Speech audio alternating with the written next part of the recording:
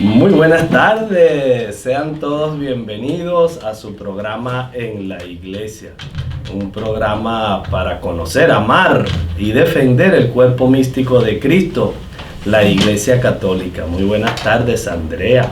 Buenas tardes, Rafa. Happy birthday, happy birthday. Ay, ay, ¿quién cumple años, Andrea? Pues cumple años este programa en manos de la Virgencita María cumple 2 años. Quienes nos están viendo por Facebook Live, ven aquí una torta de celebración de 2 años. 2 años, cogidos de la Virgencita María, y aquí pues de una vez podemos renovar nuestra disposición en humildad y en poner lo que somos. Solamente somos instrumentos de lo que ella quiere decir. Un programa más conocido. No sé. Ahí viene Leo a solucionarlo. Eso ocurre. Eso ocurre. Pero bueno, qué rico, Rafa. Así que estamos de fiesta hoy. Sí, señora. Estamos de fiesta y bendito sea Dios. Bendito sea Dios. Nos ha regalado un gran don, el de la perseverancia. ¿Por qué te ríes con tanto afán? Bueno, porque eso no es un secreto para nuestros oyentes. Saben que Radio María pues vive de las donaciones y de la ayuda de todos. Todos somos un equipo. Los oyentes, los que estamos aquí, todos trabajamos por esta emisora. De todos modos, la que manda es ella, la que manda es la Virgencita. Pero bueno, todos dispuestos alegremente a que estas ondas y este espacio que se crea todos los días y que llega a tantas personas, esperamos que siga siendo un espacio en donde la gente se sienta reconfortada por sus manos, reconfortada bajo su manto, y que pues sea ella la que nos lleve más cerquita a su hijo, ¿no? Sí, señora, bendito sea Dios. Y esta tarde, pues como habíamos prometido la semana pasada, nos sigue acompañando muy gratamente el ingeniero Orlando Hernández, porque no hubo tiempo el pasado miércoles para concluir con todas las razones por las cuales se debe ser católico. Así que, buenas tardes. Orlando, bienvenido. Muy buenas tardes, Rafa, muy buenas tardes, Andrea, muy buenas tardes a toda tu amable audiencia.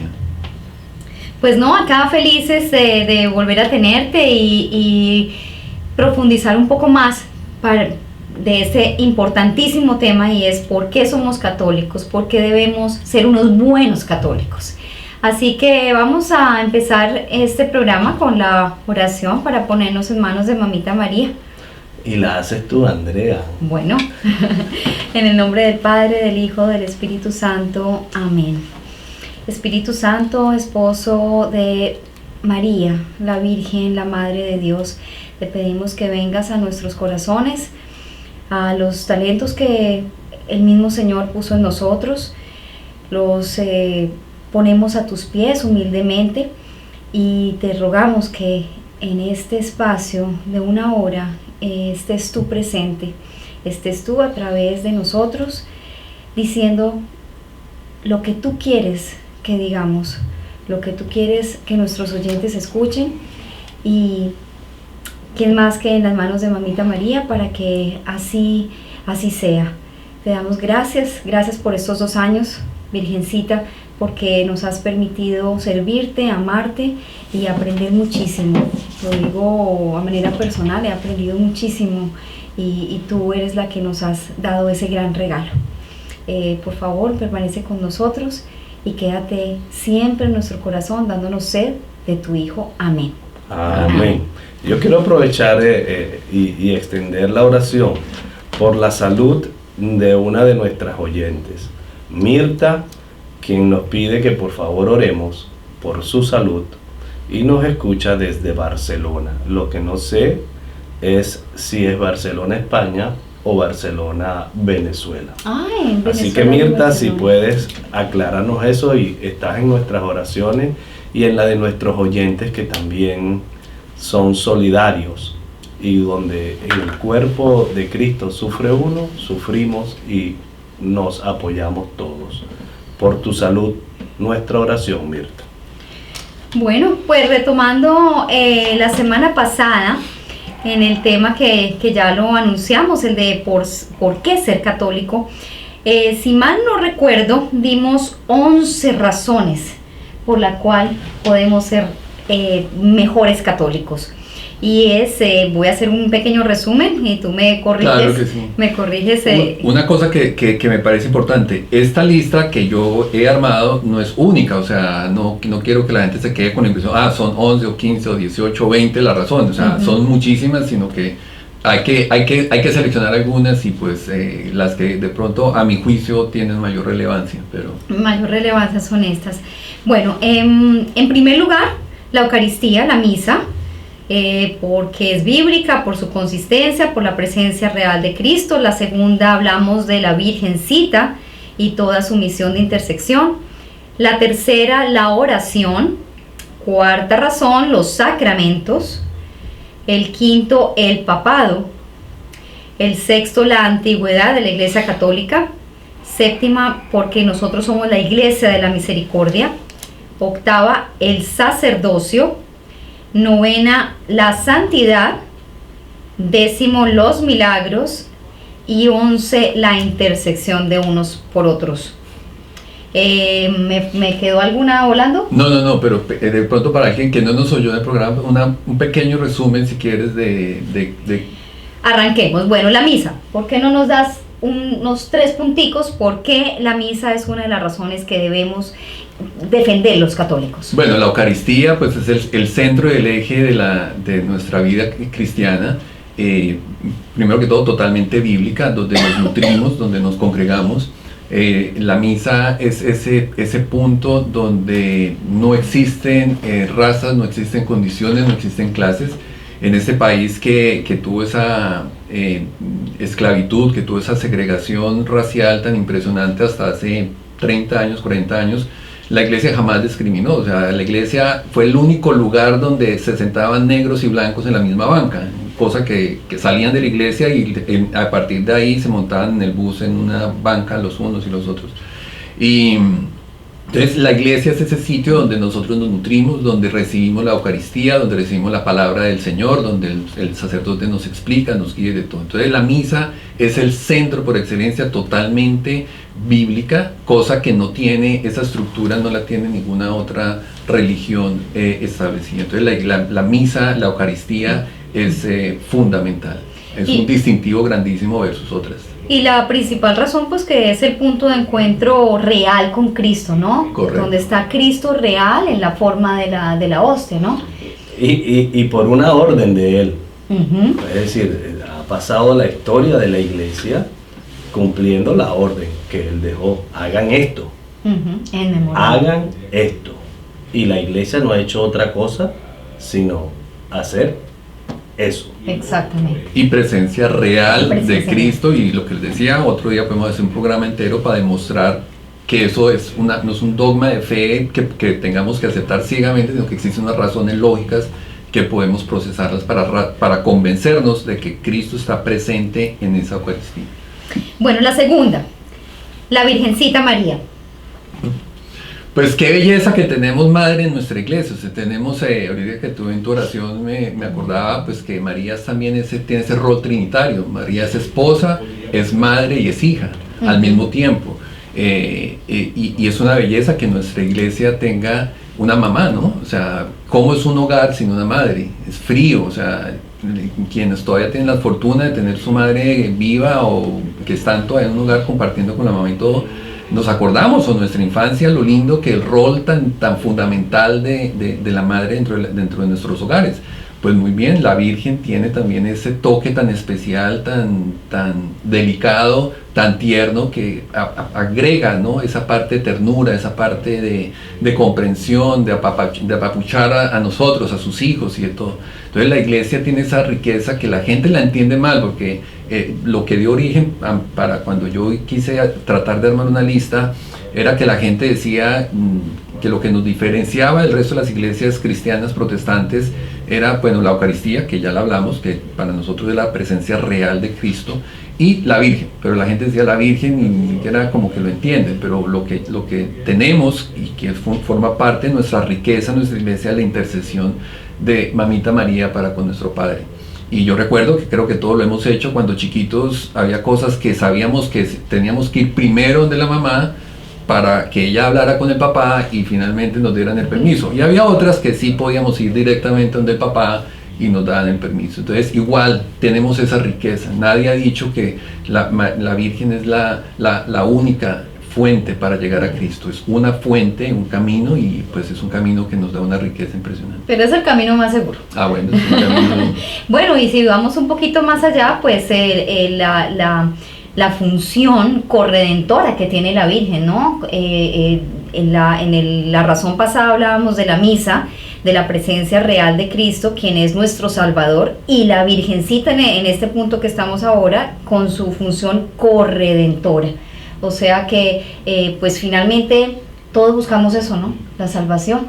Y estamos aquí, pues, con los dos principales caminos, autopistas. La oración. La oración, pues creo que la oración tiene que ser un sinónimo de catolicismo. Tenemos la riqueza más grande que tenemos de la oración. Les decía a ustedes, tenemos la riqueza de los rosarios, tenemos la riqueza de la lectura de las horas, de la oración de las horas. Tenemos la vida de oración es una cosa que nos hace un sello a los cristianos. En el difunto, en la oración que nosotros hacemos antes de las preparaciones, en la misa, en la primera oración del ángel de la guarda que nos enseñan nuestras madres. O sea, la oración forma parte activa y es un distintivo grandísimo. El resto, si tú miras el resto de las iglesias y todo, sí, tengo que ser sincero que hay unas iglesias budistas que dedican muchísimo tiempo a lo que ellos consideran su oración. Eso sí lo tengo que abonar, pero dentro de las iglesias nuestras cristianas, la católica es la que gira, la que tiene una vida centrada en la oración, y eso lo olvidamos. Sin embargo, a la iglesia católica, el resto de las iglesias protestantes o cristianas la critican por tener una oración repetitiva, y esto es una gran falacia, porque cuando escuchas a algún pastor o algún creyente de una de estas iglesias, no es nada creativo.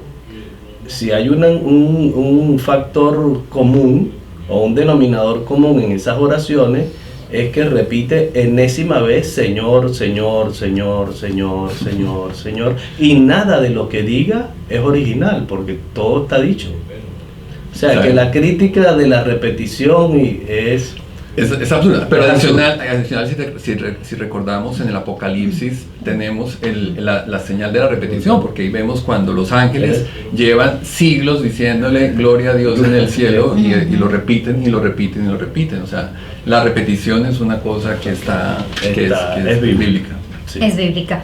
Vamos al punto número 4, razón número 4, sacramentos. Pues la riqueza de los sacramentos es el alimento para nosotros. Decíamos, los sacramentos es ese signo visible de la gracia invisible del Señor. Tenemos 7 sacramentos, el resto de las otras denominaciones cristianas solamente reconocen 1 o 2 sacramentos. En el caso nuestro tenemos la riqueza de los 7 sacramentos instituidos por Jesucristo aquí en la tierra. Los encontramos, tenemos las referencias bíblicas de ellos, que pronto si alguien los quisiera escuchar. Encontramos bautizo, Mateo 28, 19. Encontramos la confirmación en Hechos 8, 15 al 17, la Eucaristía en el capítulo 6, 53, 58 de Juan, la reconciliación en Juan del 20 al 23, la unción de los enfermos en la carta de Santiago 5, el 14 al 15, el matrimonio pues desde el Génesis, pero Efesios 5, 21, y las órdenes sacerdotales en Hechos de los Apóstoles 13, del 2 al 3. O sea, todo tiene un fundamento bíblico y son instrumentos que nos da el Señor para alimentarnos y fortalecernos. Finalmente, el único mandamiento que tenemos que cumplir, el único, es el del amor, es el más difícil, y como es tan difícil, necesitamos muchísimas ayudas, y los sacramentos están ahí para nuestra ayuda. Y creo que sería interesante hablar que en el Nuevo Testamento lo principal es la gracia, ¿okay? En el Nuevo Testamento, quiero decir en el Nuevo Pacto, no hablo del texto bíblico, sino en la alianza como tal. La diferencia con el Antiguo Testamento es que en el nuevo pacto, en la nueva alianza, en la nueva y eterna alianza, está mediada por la gracia. Y esa gracia se pierde con el pecado y se retoma a través de los sacramentos. Es decir, yo a través del sacramento de la confesión, asumiendo la autoridad que le da Jesús en Juan 4:20 a los discípulos, a los apóstoles, a quienes le perdonen los pecados, les serán perdonados, y a quienes se los retengan, yo puedo restablecer la gracia que me robó o que me dejé robar por el pecado. ¿Okay? Los sacramentos son un regalazo. Tremendo. Es un regalazo. La unción de los enfermos. Por favor. Todos. Está pensado, como bien lo decía Orlando el miércoles pasado, para cada momento de nuestra vida hay un sacramento. Bueno, sigamos con el papado.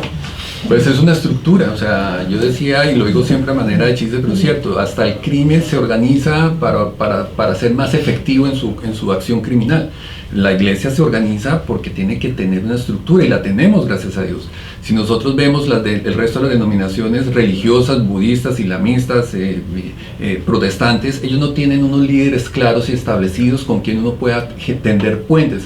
Si nosotros vemos lo que ha pasado con el islamismo extremo, que es una parte del islamismo, un grupo del islamismo, que no hay con quién hablar. O sea, si nosotros vemos esas guerras tan fraticidas, guerras tan espantosas que hemos vivido en los últimos 2000, desde que 1000 y pico de años, donde hubiese una persona a la altura de un papa, que tiene una persona, un líder que puede dar una orden, que puede dar unas directrices de la otra parte, pues las cosas serían muy diferentes.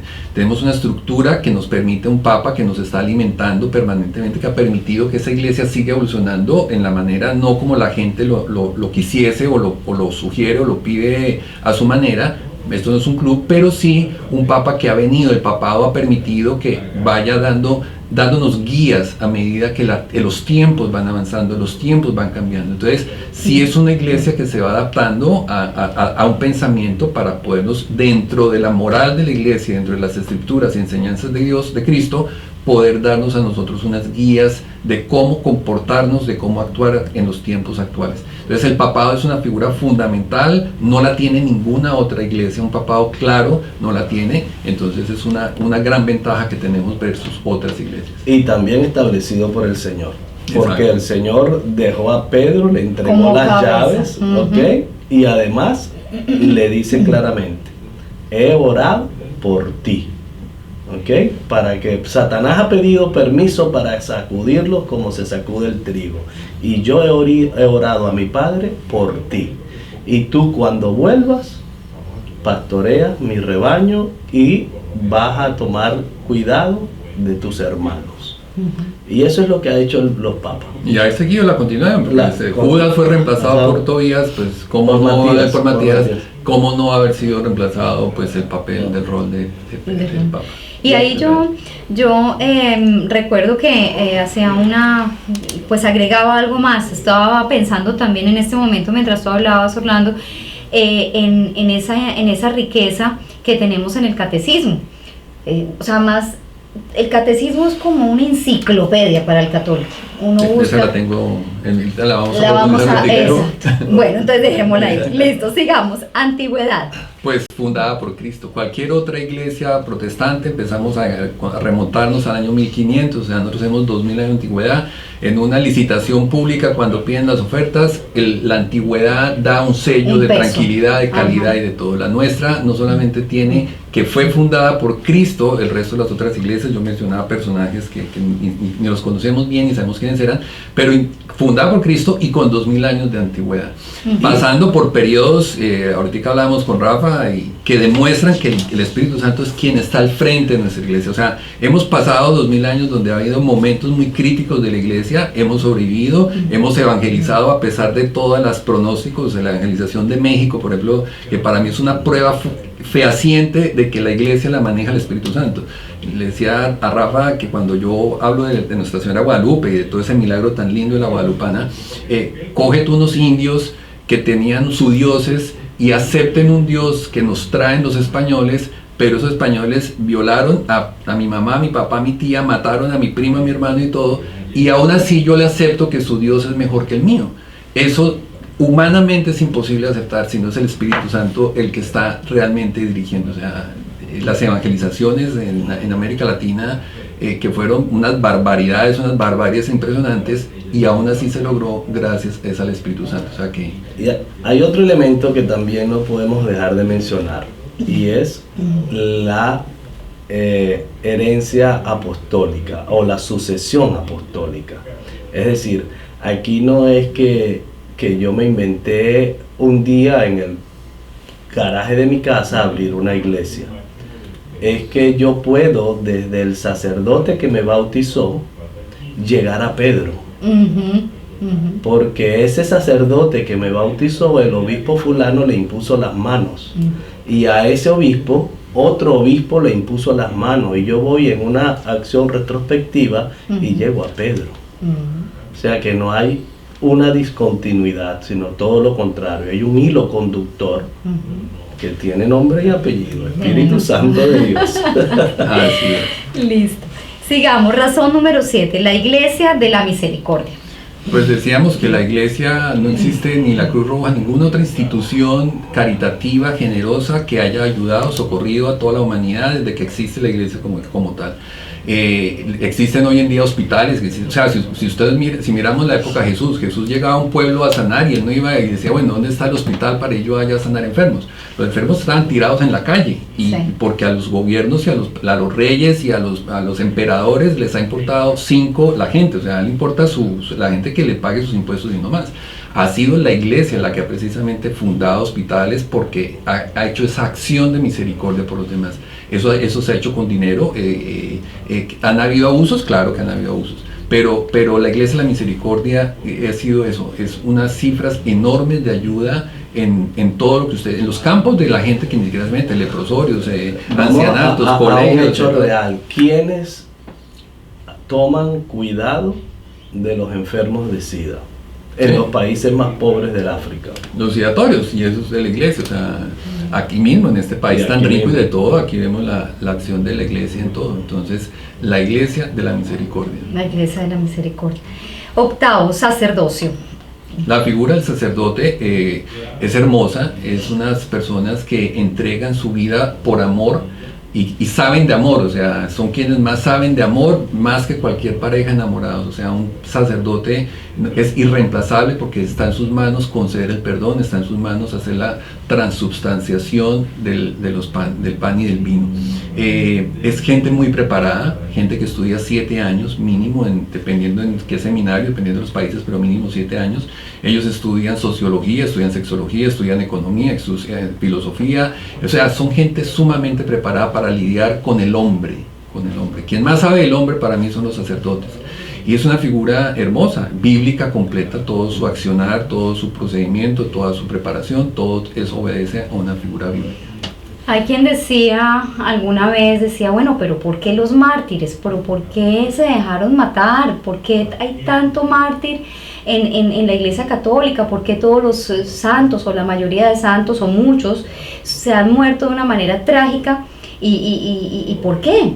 Y si vamos como al detalle, pues por amor, porque nadie puede ser tan absurdo de dar su vida por una cosa absurda. O sea, si yo estoy en una cosa absurda, pues no, hasta la vida no la doy. O sea, ya me martirizan y me martirizan. Y esa historia se repite. Tenemos millones de historias en el Santoral de mártires que han muerto por defender la Iglesia Católica, defender su fe. Y defender la verdad. Y defender la verdad. Porque el amor de Cristo es tal que la mayoría de los que aman a Cristo verdaderamente imitan a Cristo. Y la imitación de Cristo es que yo puedo ofrecer mi vida por la salvación de todos. Y eso es lo que mueve el amor, eso es lo que mueve a una joven a dejar su vida y entregarla al amor. Ujú. Y cuando digo el amor me refiero Al amor de los al amor amores. de los amores. Por eso el sacerdocio, pues, digamos, si vemos también en esta parte de los santos, pues esa importancia y ese reforzar de que ellos están enamorados de su fe, están enamorados, como tú lo dices, de la verdad, que son capaces de dar su vida. Y sigue pasando, ¿no? Ahora, el Claro. diferente es el que entrega su vida, porque en el cielo me espera fulano de tal con 12 vírgenes. Bueno, esto está muy de la mano del siguiente, que es la santidad. Claro. Ujú. En todas las demás iglesias y en todas las demás Religiones. religiones tiran a que tú seas una buena persona, en general, ¿no? Pues sí, que promueven evidentemente pues que tú seas un buen ser humano y ya. En la iglesia católica no solamente promueve que seas un buen ser humano, sino que seas santo. Y eso tiene una connotación completamente diferente, porque lo que busca la iglesia es que todos seamos santos, aclarando que yo siempre que doy charlas y toco este tema, yo digo, bueno, levanten la mano los que quieren ser santos, y muy poquita gente la levanta, creo que muchas veces nadie, y demuestra el desconocimiento. Santo es el que está en este momento allá con Papá Dios, ese es un santo. Y entonces, claro, cuando yo explico, yo digo, bueno, levanten la mano los que quieren ser santos, entonces todo el mundo levanta la mano, que todos queremos estar con Dios. Entonces, eso es lo que la iglesia nos inculca, nos guía y nos va a apoyar y nos va a soportar. Esa es la meta, ser santos. Ser santos. Y ahí también diría yo que queremos ser santos, pero no queremos ser santos aislados. Somos parte de una comunidad y por eso el mismo Jesús dijo, vayan a evangelizar, así, claramente con una orden, vayan y evangelicen. O sea, no es solamente para usted, vaya A todo el mundo. a todo el mundo, Claro. lleve mi palabra. Y fíjate que en la revelación que le da el Señor a Pablo, Pablo habla de los dones del Espíritu Santo Ujú. y de los frutos, y de los dones dice, de nada sirve si no los pones al servicio de la comunidad. Ujú. O sea, de nada te sirve. La siguiente razón número 10, milagros. Pero los milagros son una evidencia, como decía San Agustín, Señor, que mi fe sea tan grande que no necesite los milagros para creer en ti, pero que sea tan grande que los merezca, los pueda ver y los pueda disfrutar.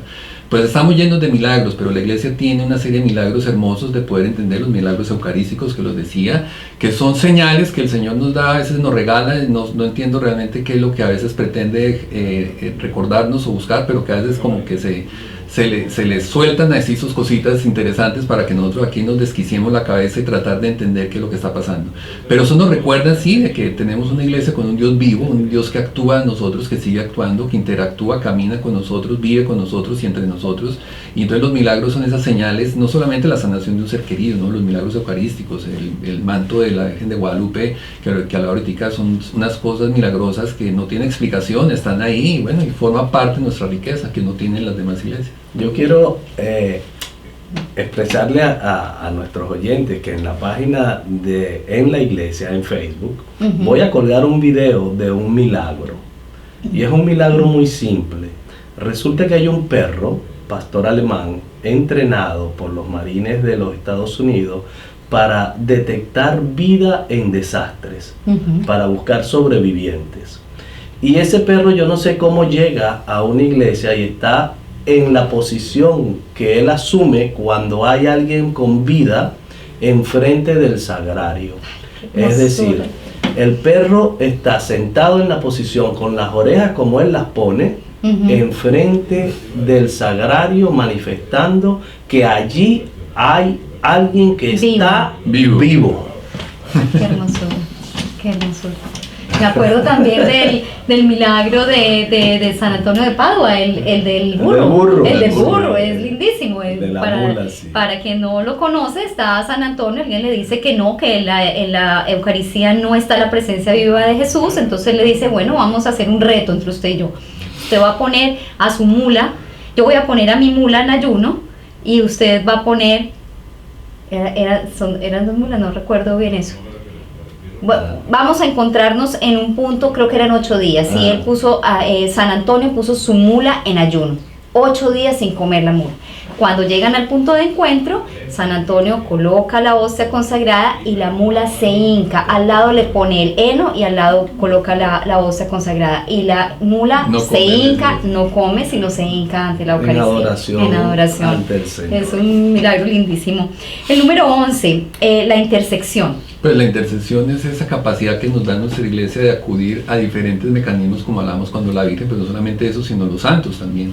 En nuestros seres queridos, nuestros familiares que ya están en el cielo, que pueda que no haya sido declarado santo ni esté incluido en el santoral de la iglesia, pero tenemos muchas formas de poder interceder por otros, pedir esa intercesión. Somos conscientes que el santo no es el que hace el milagro, es simplemente una intercesión, como decíamos ahorita en el caso de María. Entonces tenemos la intercesión. No todas las iglesias, hay gente, la iglesia anglicana lo ve absolutamente repugnante de este tema de la intercesión, no la cree, no todo el mundo la tiene, pero es una herramienta hermosa que tenemos en la iglesia. Yo ahorita lo voy a hablar un poquito más en otros temas. Bueno, y precisamente arrancamos el programa con alguien que nos pide oración por su salud, así que... Es curioso también que en las iglesias protestantes o sectarias nos critican porque dicen que la palabra de Dios dice que hay un solo intercesor o intermediario, ¿ok? Pero resulta que la palabra de Dios también, Pablo nos dice, oren incesantemente unos por otros. Entonces, cuando tú vas a esas iglesias, parece que María no tiene la función de intercesora, ¿verdad? Pero el pastor sí, porque el pastor le dice, venga que voy a orar por usted, pero María no tiene esa licencia. Y bíblicamente vemos a María intercediendo en las bodas de Caná. Vemos a los amigos que descuelgan a su amigo enfermo, ayudándolo, intercediéndolo para una sanación. Hay millones de casos. Abraham intercediendo por Sodoma y Gomorra para que... Y negociando. Negociando, adicional, sí, el hombre se tenía confianza. Siempre hay millones de ejemplos en donde hay intercesión. Jonás va con su prédica, vaya y adviértalos, adviértalos. Él no quería, pero adviértalos. Gracias a que él dijo, ok, pudo salvar. Entonces hay millones de ejemplos en la intersección. Bueno, y ahora sigamos con las razones. Bueno, entonces sigamos, quiero enfatizar, no es la única lista, ni que si omito usted va a decir, uy, pero no mencionó otra cosa, simplemente es una lista, porque lo que digo a mí se le ocurrió. La que se me ocurrió, porque el origen de esto fue que yo fui a un sitio en la iglesia que me dijeran por qué ser católico, y me hablaron de un ministerio, y salí frustrado porque yo quería una lista, entonces aquí les estoy dando una lista, y ustedes me están dando la oportunidad de compartirla con ustedes. Continúo. La razón número 12, otra de las herramientas número 12 que nos hace diferente es el catecismo, como decías tú ahorita. Si yo voy a comprar una computadora, yo voy a Best Buy y yo miro los manuales de la computadora. O sea, me ofrecen una y la otra, entonces yo cojo el manual y yo miro y comparo. Basado en lo que estoy mirando en los dos manuales, tomo una decisión, porque digo, mire, este computador hace esto y esto, porque eso es lo que dice el manual, el otro no lo hace, entonces decido comprar eso. Quien quiera buscar a qué iglesia quiero pertenecer, pues debe ir a pedir lo mismo, deme en el manual. Entonces yo voy a la iglesia de la esquina y le digo al pastor, deme su manual, usted en qué cree y qué no cree, y por qué cree en lo que no cree. ¿Cuál es su doctrina? ¿Cuál es su doctrina? ¿Dónde? Para yo saber si yo quiero entrar a esta o quiero entrar a otra. La única iglesia del cristianismo que te entregaría un manual en la mano es la iglesia católica, te entregaría el catecismo.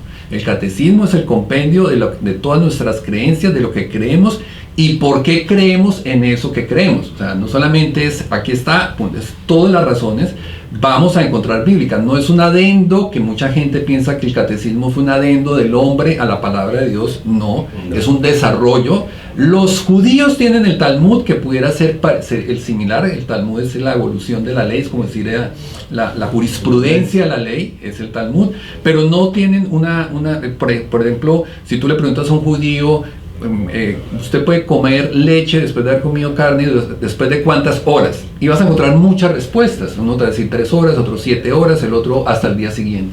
En el catecismo no, ahí tenemos las cosas claras y establecidas. Así muchas veces, debo reconocerlo, el sacerdote puede tener una opinión diferente.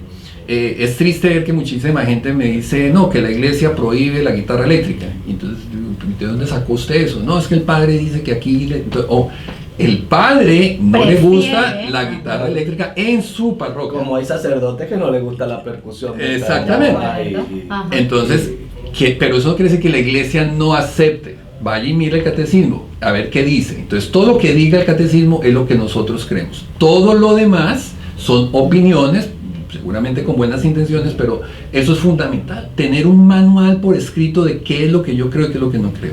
Tiene 4 secciones, tenemos ahí el desarrollo del credo, tenemos el desarrollo de los sacramentos, tenemos el desarrollo de los 10 mandamientos y tenemos el desarrollo del Padre Nuestro. Línea por línea, frase por frase y todo. Entonces el catecismo, han habido básicamente, los primeros se hicieron en el año 1539, a partir del Concilio de Trento se hizo el primero y luego ha ido evolucionando hasta este que tenemos ahorita, que se le debe al Papa Juan Pablo II, es su como el que... Al Papa San Juan Pablo II. San Juan Pablo II. Con ayuda del Papa Benedicto, ¿no?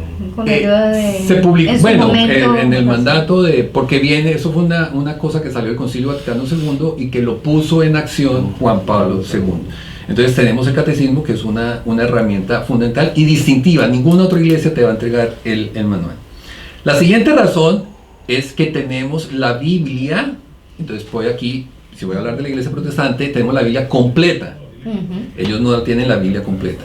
La Biblia completa nos da a nosotros... Y el compendio creado por la autoridad dejada por el Señor en la tierra. Claro, porque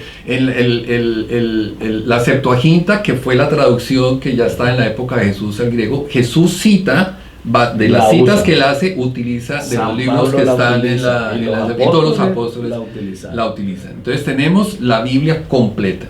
Los protestantes suprimieron 7, Martín Lutero suprimió 7 libros por las razones que no le convenía, ciertos temas que no le convenía o que iban en contra de lo que él estaba buscando. Y aquí vemos otra cosa, otra belleza en nuestra iglesia. Martín Lutero solito, autónomamente, un fin de semana se encerró en su cuarto y suprimió 7. En la iglesia católica, cuando hace el canon en el concilio de Hipona, fue un concilio que duró 20 y pico de años. Y en ese 20 años ecuménico fue invitado no solamente al prelado, invitó a gente de iglesias y de todo, para determinar y para poderse poner en acuerdo en el canon de la iglesia. Entonces vemos cómo la iglesia primero nos muestra esa capacidad siempre de apertura, esa capacidad de razonar. Nunca la iglesia toma una decisión así apresurada que muestre yo salgo mañana, no, siempre es de meditada, sin afanes ni nada. Y tenemos entonces la Biblia completa. Los protestantes pues se pierden de unos libros hermosísimos, el libro de Tobit, que es uno de mis libros favoritos para leer siempre en Semana Santa. Hermoso el libro. Tenemos el libro de los Macabeos. Hablando del libro de Tobías, yo lo recomiendo que lo lean en pareja. Sí, porque pues es un libro para leerlo con tu pareja. En la búsqueda de su esposa y de todo con el ángel Rafael. Y bueno, y del libro de Daniel y del libro de Esther, suprimieron los últimos capítulos, tampoco los tienen, nosotros sí lo tenemos. Y comparado contra otras iglesias, si comparamos contra, por ejemplo, el Tripitaka, que es el libro sagrado de los budistas. Ellos tienen 3 versiones del Tripitaka, son precisamente 3 de 3 fuentes, de 3 iluminaciones. Las 4 Vedas del hinduismo, por ejemplo, son 4 dioses, 4 versiones, 4 creencias, 4 de todo. En el Corán, en el mismo Corán, pues que tenemos que no se compara contra lo que tiene la iglesia. Si nos vamos, yo siempre argumento el tema del Génesis, donde narra la narración de la creación. Ustedes ya me lo han escuchado, yo ya en estos micrófonos la he explicado, cómo la creación concuerda con lo que hoy en día la ciencia sabe. El resto de las denominaciones, el resto de las iglesias y de las religiones en sus libros sagrados hablan de las creaciones, pero con elementos conocidos por el hombre, que la flor de loto, que la serpiente, que la jarra llena da la vida y de no sé qué. Aquí no, aquí comenzamos de la nada.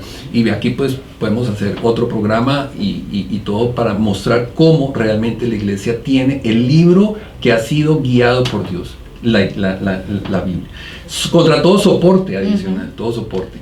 Hay un dato bien curioso que yo recuerdo que cuando se empezó todo el tema, yo estaba pequeño, todo el tema de que se hizo a luz los rollos del Mar Muerto.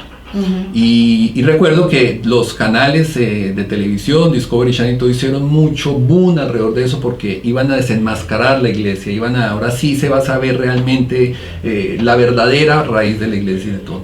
Y lo que hicieron los rollos del Mar Muerto fue precisamente confirmar la canonicidad, confirmar la pureza de la Biblia. Miren un dato curioso. Antes en hebreo, en el idioma original hebreo, porque ya repito, la Septuaginta se ha traducido en el año 200 antes de Cristo, que él hallara en griego, y a partir de ahí se hacen las traducciones ya que hace San Jerónimo al latín, bueno. Pero en hebreo, el papiro más antiguo que teníamos era el Alepo, que era del siglo noveno después de Cristo, o sea, el año 930 después de Cristo. Era el papiro más antiguo completo que nosotros teníamos en hebreo original.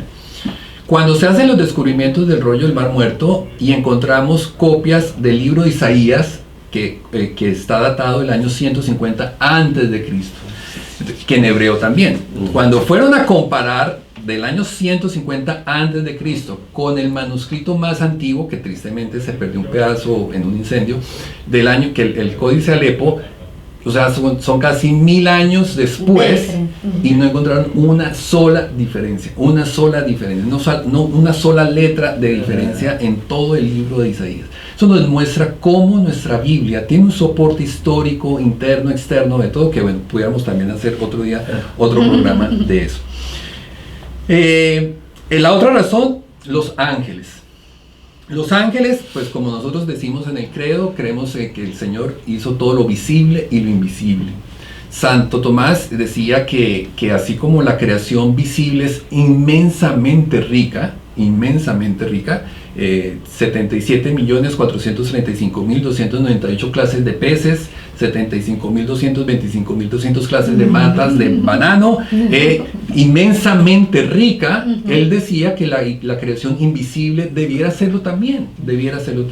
Por revelación sabemos que solamente Dios ha hecho dos seres inteligentes, por revelación, los hombres y los ángeles. No sabemos si por allá en Saturno o en un planeta X exista vida inteligente, no lo sabemos. Por revelación solamente conocemos dos seres inteligentes, los ángeles y el hombre. Y los ángeles pues son nuestros custodios. Nosotros tenemos un angelito que nos acompaña, que siempre está con nosotros. Hay una anécdota muy linda de San Juan Pablo XXIII, del Papa Juan XXIII, que él decía que siempre que tenía una reunión difícil, él le decía a su ángel de la guarda: vaya y hable con mi interlocutor, con el ángel de mi interlocutor, que se pongan ellos de acuerdo para que cuando yo llegue a la reunión ya la cosa esté mucho más fácil. Y él hacía eso. Y Padre Pío recomienda mucho el que tú interactúes y estés muy cercano al ángel de la guarda. Exacto. Y que lo bautices. Ponle nombre a tu ángel de la guarda y que lo bautices. Entonces, bueno, y muy contrario al ángel de la nueva era, que están tan de moda, estos ángeles de luz, estos ángeles de colores, estos ángeles... No, el ángel es el intermediario, es un mensajero, decía San Agustín. Si me preguntas por su naturaleza, te diré que es un espíritu. Si me preguntas por lo que hacen, te responderé que es un ángel. O sea, el ángel es ángel por lo que hace, no por su naturaleza. Entonces tenemos el ángel de la guarda y tenemos esa riqueza de los ángeles que actúan, y es el otro ser inteligente que tiene inteligencia de la creación de Dios por revelación. Puede que haya 50 clases de seres inteligentes, por revelación solamente sabemos de uno más aparte de los hombres. Sí, ¿qué sería de nosotros sin los ángeles? ¿Qué sería? No hubiera ni siquiera existido la encarnación, porque San Gabriel no hubiera existido y nadie hubiera venido como mensajero a darle ese mensaje de salvación a la Virgencita. ¿Qué sería de nosotros sin el ángel San Miguel Arcángel? ¿Qué sería de nosotros? ¿Cuántas batallas espirituales se están librando en este momento, en este instante, de ángeles y demonios? ¿Qué sería de nuestra infancia sin el ángel de la guarda, que es cuando más trabaja, cuando nos salva de todos los grandes peligros? Yo quiero que hagamos esta reflexión. Recordemos cuando nos hablaron por primera vez del ángel de la guarda y la sensación de seguridad que nos dio. Y de compañía. Y que nos da, y de compañía. Sí. ¿Ah? Sí, total. Es maravilloso. Sí. Si alguien en los primeros años de la vida siente mucho miedo, y es natural, todos lo sentimos, pero cuando nos dan ese recurso y somos conscientes, venga, pa'lante.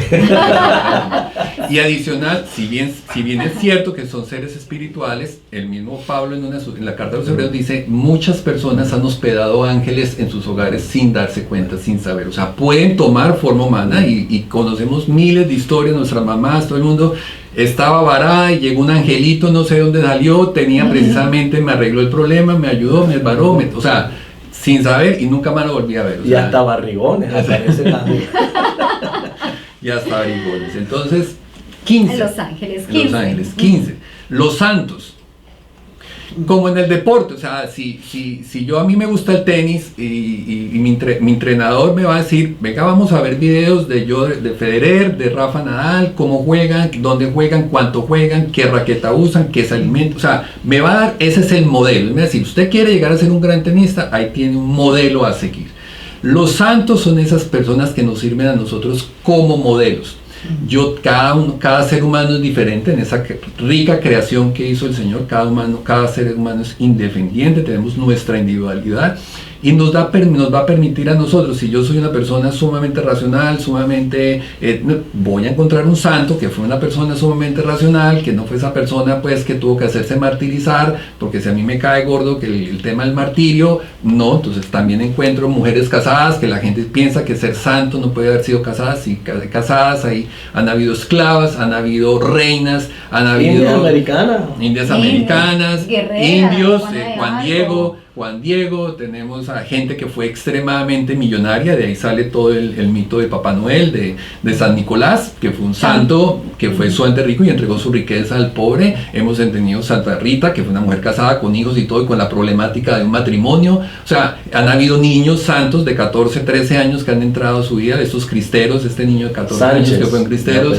exactamente, que a los 14 añitos ya fue mártir. O sea, tenemos todo un portafolio de personas para yo identificarme. A ti te gusta la costura y necesitas que intercedan por ti en tus labores diarias de costura. Hay una costurera que fue santa y no sé qué, entonces ella tú te vas a sentir que le estás hablando con alguien que te conoce la temática de lo que tú estás hablando. Entonces, no hacen los milagros, repito, en la intercesión tenemos claro que el único que puede cambiar las cosas es el Señor, pero son intermediarios, son gente que nos puede ayudar allá a una palanquita con el Señor. Diría en Latinoamérica, eso se llama tráfico de influencias. En Colombia una palanca, una palanca bien buena. Exactamente. La siguiente, 16, todos los ministerios que tenemos en nuestra iglesia católica. Tenemos ministerios de música, tenemos ministerios de construcción, tenemos ministerio de Maús, tenemos ministerio para las solteras, para las casadas, para las solteras, para las separadas, para las enfermas, a la que le lleva la comunión, la que ora por teléfono, la que está en la radio. O sea, esto es un ministerio que ustedes están haciendo. O sea, tenemos una riqueza de identificar, de no quedarnos, lo que tú decías, enclausurados, encerrados, no sé qué, cada uno con nuestras formas de ser. Yo con mi alemán que tengo por allá, a mí me gusta más como en soledad, escribiendo y todo. Está el que le encanta cantar, el que le encanta bailar. Hay ministerio de música, hay ministerio de danza, hay ministerio de exaltación, de adoración, el que le encanta el silencio y irse allá. Todos esos, tenemos portafolio gigantísimo, amplio, de todos los ministerios, y forma parte de nuestra riqueza que tiene la Iglesia Católica. 17, que se nos acaba el tiempo. La belleza de la misa, el aspecto físico de la misa. Y aquí quiero citar una anécdota de Vladimiro I de Kiev, que en el año 967 quería pasar del paganismo, que era lo que hoy en día es Ucrania, quería pasar del paganismo al monoteísmo. Y manda a 2 mensajeros, esta anécdota real, manda a 3 mensajeros a que miren las religiones monoteístas de su época: el islamismo, el judaísmo y el cristianismo. Manda a sus mensajeros, y cuando regresan, el que viene de parte del judaísmo le cuenta toda la religión judaica, y él no la acepta, porque cuando le terminan contando que perdieron a Jerusalén de manos de los islamistas, él pensó que Dios lo había abandonado, porque pues perdieron a su ciudad más importante a manos de los islamistas. El islamismo tampoco le gustó por todo el tema del cerdo y el trago, le gustaba mucho el licor, y todo ese mito que existía en el islamismo alrededor de la comida, en especial del cerdo y del licor, no lo aceptó. Cuando vinieron los mensajeros de Constantinopla, del Hagia Sofía, que asistieron a un rito de la misa en Hagia Sofía, ellos le dijeron, no sabíamos si estábamos en la tierra o en el cielo.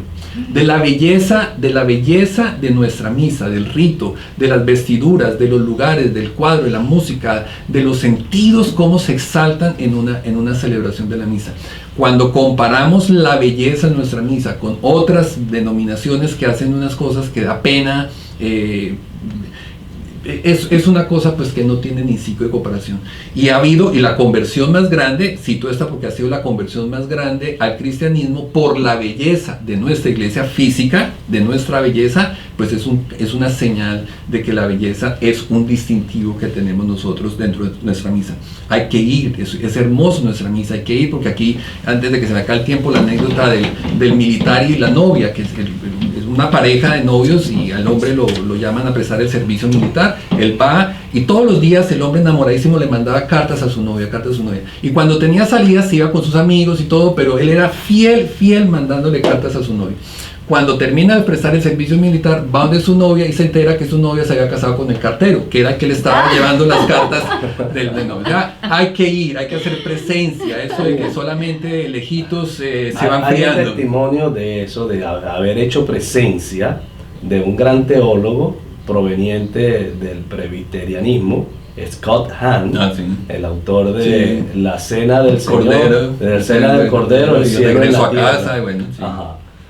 Ese hombre fue por curiosidad a una misa y desde que comenzó la misa comenzó a ubicar las citas bíblicas, Génesis tal, San Juan tal, y ese hombre a partir de esa experiencia se convirtió al catolicismo.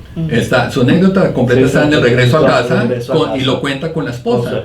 Con su esposa Kimberly. Sí, a contar eso. A ver. Siguiente, 18, creo que el tiempo se nos acaba para la última, los diferentes ritos. Tenemos el más común, que seguramente la mayoría de la gente que nos está escuchando participa del rito latino, pero no es el único rito. Tenemos 23 ritos orientales. Cuando la iglesia empieza a desarrollarse y crecer, cada uno se adaptó a la cultura en su forma de vestir, en su forma de actuar, en su forma de cantar y todo. Y la iglesia en su riqueza ha permitido que esos ritos sigan existiendo con su respeto a su cultura, a su forma de no sé qué. ¿Qué es un rito? Simplemente la forma en que se visten, la forma en que se hace la Eucaristía. Existen ritos, algunos ritos dentro de la iglesia latina, muy seguramente si usted va no la va a notar porque son ciertas palabras que se dicen diferentes, pero las grandes diferencias están entre las iglesias orientales más conocidas aquí en Estados Unidos. Yo sé que existe la maronita y la melquita, que son denominaciones ortodoxas, pero... A quienes quieran conocer el rito melquita, que proviene del siglo IV en Palestina, de San Juan Crisóstomo, los invito a la iglesia de San Judas Tadeo, en Brickell Avenue y la 15. Sí. ¿Okay? Allí pueden los domingos a las 6 de la tarde. Y el maronita también está en Coral Gables, ¿no? También sí. Sobre la Coral Way. Y hay uno bizantino también. Es de la misma, o sea, bizantinos, de las bizantinos se deriva el bizantino, porque eran 4 fuentes: la Jerusalén, Bizantino, Antioquía y se me escapa la otra. Bueno, pues llegamos a 18 razones por la cual podemos seguir mucho. Exactamente. Así que bueno, invitamos a nuestros oyentes que nos siguen por la página de Facebook, facebook.com/en la iglesia